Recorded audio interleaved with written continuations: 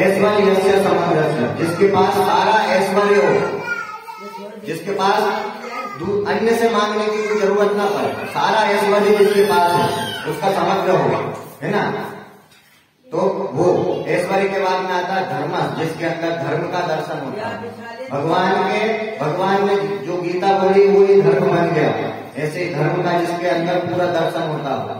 तीसरा यशदा, जिसका यश 10 दिशाओं में फैला हो, और भगवान का यश कैसा है, रावण भी उनके गुणगान बखानता है, और हिरण्यकश्यप जो दुश्मन है वो भी भगवान को याद रखते हैं, भले दुश्मनी के नाते, परंतु उनका यश तो जानते हैं ना, जिसे हर व्यक्ति पहचानता हो।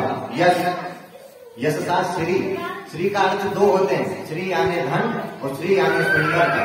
भगवान कितने सुंदर है, भगवान की सुंदरता तो आपने देखी और रामचरितमानस में आया। भगवान की सुंदरता मांगने के लिए गए थे नारद जी, क्योंकि भगवान से सुंदर कोई है ही नहीं, और भगवान ने जब मोहिनी अवतार लिया तो और भी सोने पे सुहागा, है ना, तो ये जिसको देखकर ही मोहित हो जाता, ये चौथा।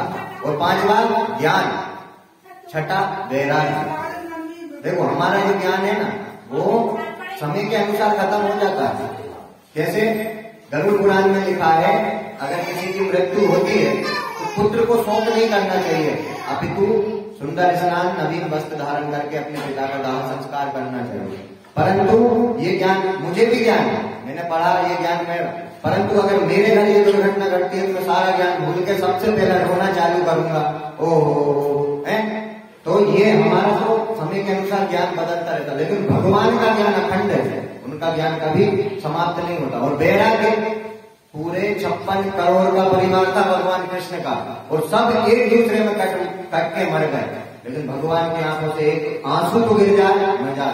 इसे बोलते हैं ज्ञान और वैराग्य। उनका ज्ञान भी नहीं हुआ खत्म, और वैराग्य भी इतना कि पूरा परिवार, केवल 4-5 ही यदुवंशी बचे, बाकी पूरा परिवार मर गया, परंतु एक आंसू भगवान की आंखों से नहीं गिरा। इसे कहते हैं वैराग्य, इसलिए उनको भगवान कहा जाता है। जिसके पास 6 भग हो वो भगवान। ऐसे धीरे हर किसी को भगवान नहीं कहना चाहिए कि भाई आप तो भगवान, वहां जिसके पास संपूर्ण जगत का ऐश्वर्य हो ना, वो भगवान होता है। 6 भग जिसके पास है, धर्म यशशास्त्री, तो ऐसे व्यक्ति को भगवान कहा जाता है, हर किसी को भगवान नहीं। भगवान की भी व्याख्या सनातन, हमारे सनातन धर्म में हर चीज की व्याख्या बताई गई है।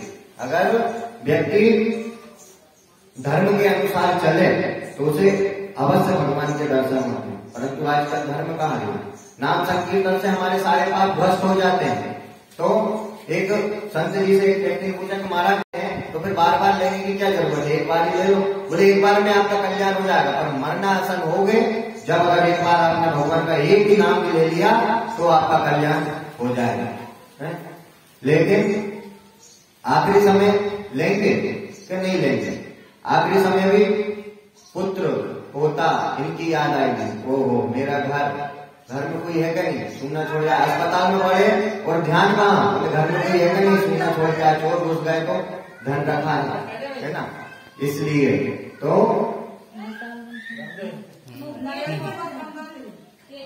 इसीलिए मतलब भगवान जो है, भगवान से पराभक्ति हमें मांगनी चाहिए। लगा दो।